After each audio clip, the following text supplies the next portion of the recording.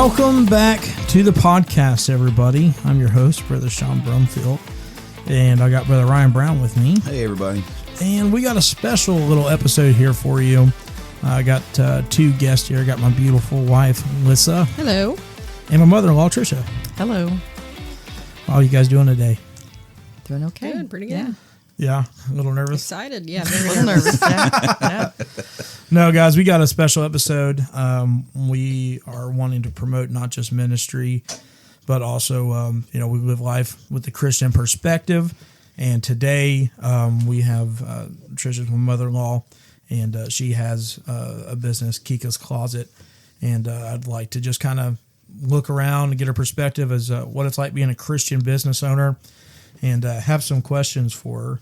And just as, if you're thinking about doing a business, here's just some insights to what is all involved. Yeah, for sure. When she gets to set up, she asks me all the time, Sister Tricia does, about if she could set up during revivals. And I've gotten out of where I tell evangelists we're going to put a new sign out in the church door or on the churchyard. And it says the Free Holiness Church of God. And then underneath it, and Keeka's Closet Boutique. And it's only open when that light is on, kind of like, the Krispy Kreme donut. It's fresh, come Fresh and hot get donuts. it. Yeah. But we are glad to be able to promote Christian businesses, small businesses especially. Yeah. So I got one question. How'd you come up with Keeka's Closet? That's always a good question. So I have these lovely little creatures in my life that are my great nieces and nephews, and my name's Tricia, obviously, and they couldn't say it. It came out Keeka. So when I was trying to come up with a name for the business, I went through several things, and it just kept coming back to Keeka's Closet. Yeah. So that's how it happened. It's definitely cute and something to put on the side. It's a lot better than just kind of trying to come up with a name that's, catchy. And that's one of the questions you get asked a lot. I do, yeah. Who's Keeka? I'm Yeah. Keeka. Keeka's me. I am Keeka. We know how that goes. For the longest time, when I married Becca, I always heard about Aunt Ehe. And Yeah. so she come up to me, and Becca's like, we're going to go see my Aunt Jenny. And I'm like, who's Aunt Jenny? I've never met her before. No, that's Ehe. I know who. Yeah. That's not Jenny. It's Ehe. So I get that. That's pretty good. Mm-hmm. So on the business front, what was the catalyst, the beginning point that got you into this business? Well, in all honesty, I won't say a shopping addiction, but I would watch some of the other boutiques online, and, they would do their lives. I would sit and watch. And my husband at one point said, "What are you doing?" I'm like, "I'm just looking, shopping, maybe." He's like, "Are you buying stuff?" "No, I don't always buy stuff. I just like to see, some of the stuff." And he finally said, "Well, why aren't you doing that?" And I looked at him and I went, "Well, because I didn't know that was an option." And I remember growing up, you saying multiple just throughout the years, "Man, I'd love to do that. I'd love to do that. I would love to do Always that. love to do that. Yeah. So that was kind of the starting point, and I just kind of started trying to research it. Brother Ryan's dad, Brother Randy, helped me get my license, and we kind of went from there. So Okay. Well, tell the listeners here what you sell. What is the product? I sell women's and some children's modest clothing, skirts, tops, dresses. I have my own line of skirts. I have a seamstress that works for me and makes skirts specifically in a couple of different lengths. No slits, just comfortable, stretchy dress skirts. And we've got some exciting things coming this year. We're going to do some dresses. We've got some children's clothes. She's made a few children's dresses, as well as some youth and toddler skirts that are all in my line. And then there are other things that I purchase from other vendors and sell. But I do have my own line of clothing as well. That's awesome.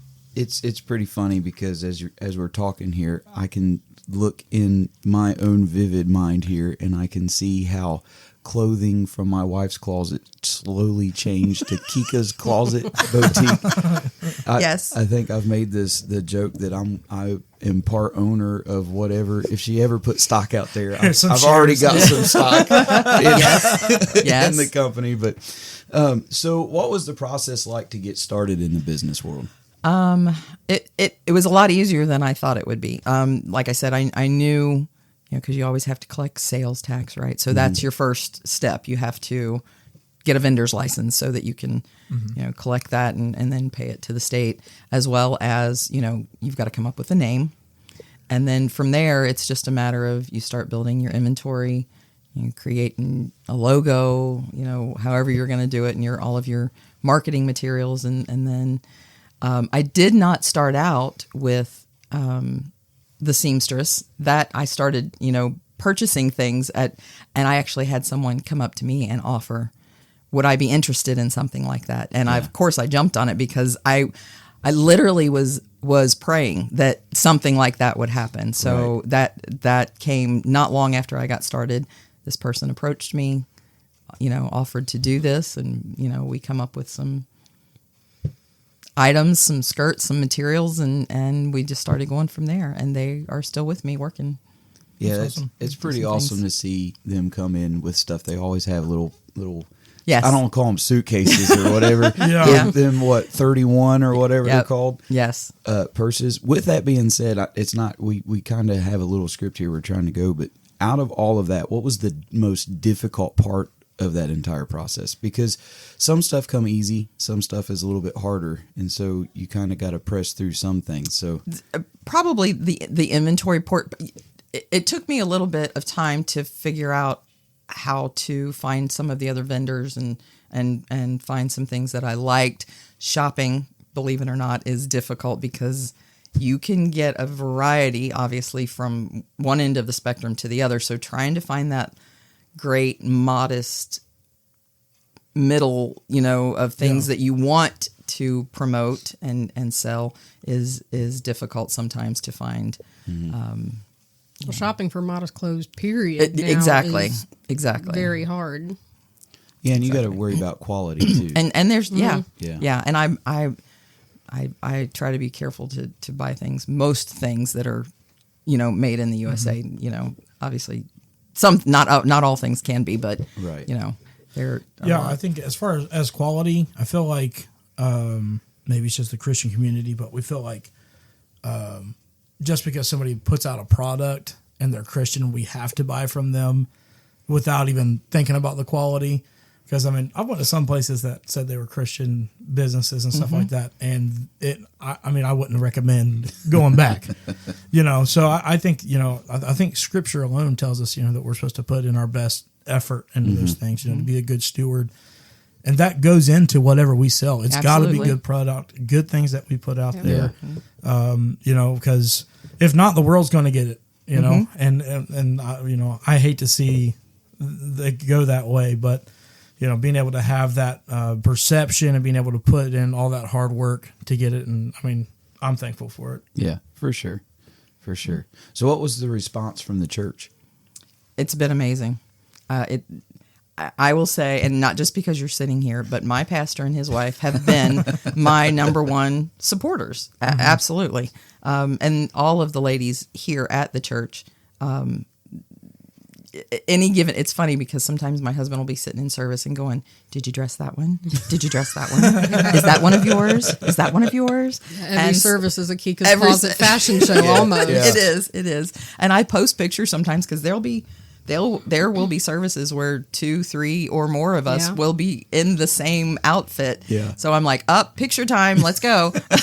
And I'll post it. It's like, didn't mean to, but here we all are. It's pretty funny. It is funny. we come in and we'll see the clothes lined up on the coat rack, and I'll see people, and I tease my wife, and she'll say, "I'm going to try." She's got a standing thing with Sister Tricia. I'm going to take these home and try them, and then I'll bring back what doesn't fit me right, and then I'll pay you for what I keep.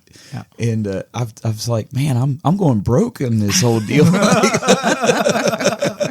But you can, at any given time, you can look in our church and you can say, I think that's a Keeka's closet outfit there, and that's a Keeka's closet outfit there. So, and you've not just had a response within our church, but it seems like you've had a good response. Yes, outside of it. I Sister Lavinia Lakes recommended me for a ladies' retreat a couple years ago, and I've been twice.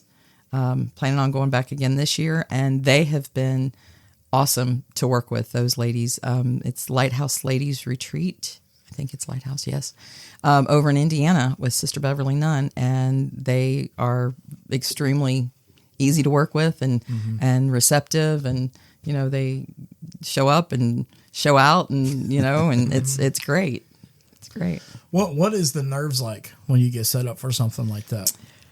Well, you never know what you're going into, first of all. So you never know how much space you're going to have, what you're going to be working with, or, this, that, and the other. So you just try to prepare. I've tried to take more hanging racks than anything, because it's a lot easier to, flip through something on a rack than it is to pick it up off a table and, hold it up, look at it, put it down, worry about folding it, all that.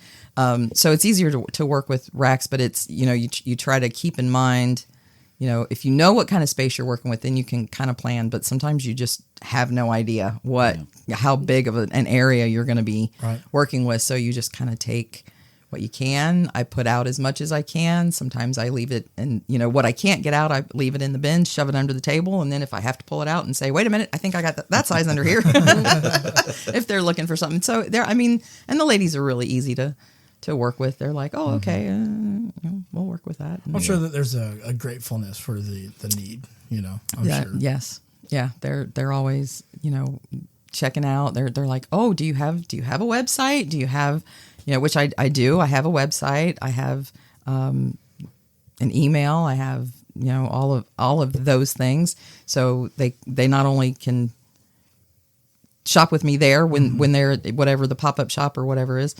They can find me online at www.keekascloset.com, and there you go. And they can check it out there. And I ship within just a day or so, and so they usually can get it pretty quick and easy. Yeah, but with that being said, you're setting up this month, aren't you? Somewhere. I am finally managed to find the right person, and we are going to be part of the Stop and Shop that is down in Pigeon Forge on the we'll actually be open on the 26th, 27th, and 28th. We are down there at the same time as the PFYC. Mm-hmm. We will be over at the Music Road Convention Center Hotel. Mm-hmm. And there are several of us. I'm not the only one. There are several vendors that will be over there, and we're looking forward to it. I know it's going to be a busy thing. Oh yeah, so for sure. It's going to be great. I'm excited. So, what is the dream for Keeka's Closet? Is it always online, or what's the? It is for now. I also have a little building in my backyard that my husband lovingly built me.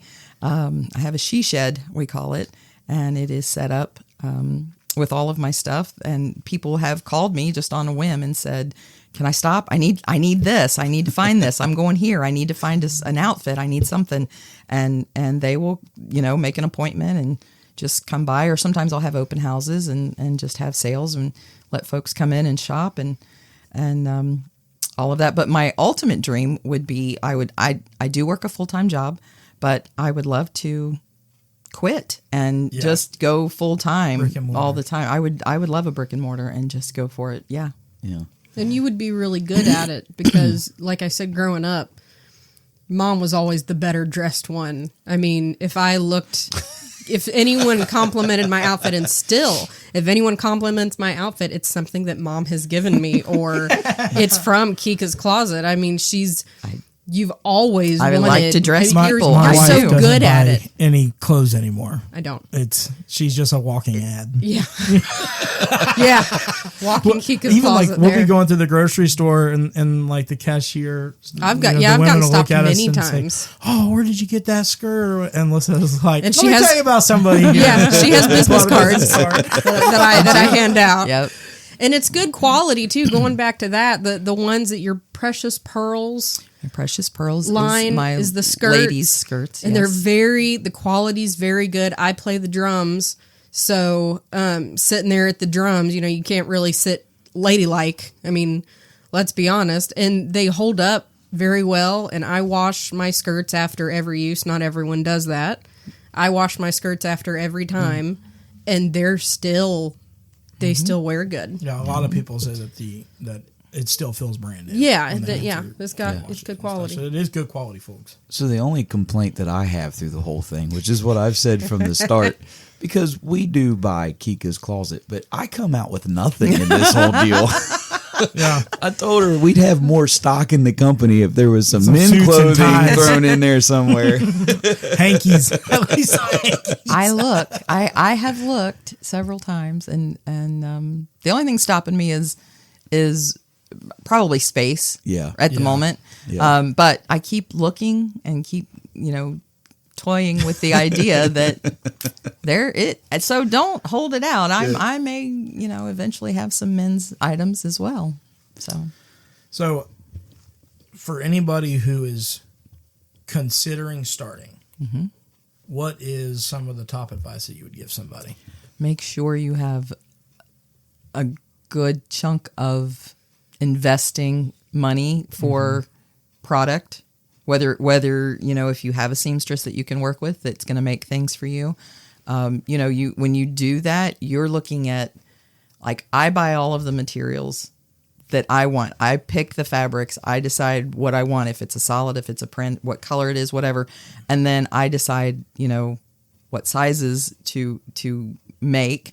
And my seamstress actually does the labor. So you're buying labor and you're buying materials at that point. So just, making sure that you have the resources to fund that, whether you're working with a seamstress or you're purchasing from another vendor. So that's a good chunk of what, you're going to spend initially. Mm-hmm. And that's not going to be necessarily very quickly returned to you. Right.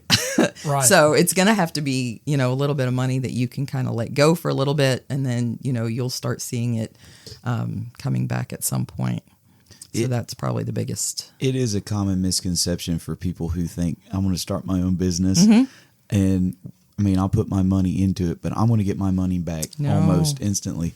My wife was part of a business venture, and it was months before we ever started seeing. And then that revenue was very little compared to, and being how we were able to not have to take that money. We would say, we're not going to take it. We're going to take what she paid and we're going to invest it back into the company because you have to grow it. Yep. And I've seen so many people. I've seen boutique, people get in some of these boutique. I think Lululemon was one of them that people were like diving into. Yeah. And they would spend hundreds upon hundreds, if not thousands of dollars to fill a room in their house and tank. And then next thing you know, you're like on these yard sale sites saying, I need to make something back, So that is very important. Yeah. Yeah. Oh, well, Bible says what man doesn't count the costs before he builds a building. Mm-hmm. That's kind of one of the things you got to really, you just can't make a building off of a sure whim and, expect it to go somewhere. But I do appreciate you coming on the show and sharing thanks the for having me here.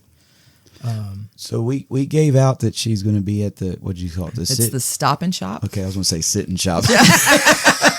You just sit on a bench and they bring you product. You're like, swipe right. I'm going to find a seat. It's the Stop and Shop down at the Music Road Convention Center in Pigeon Forge.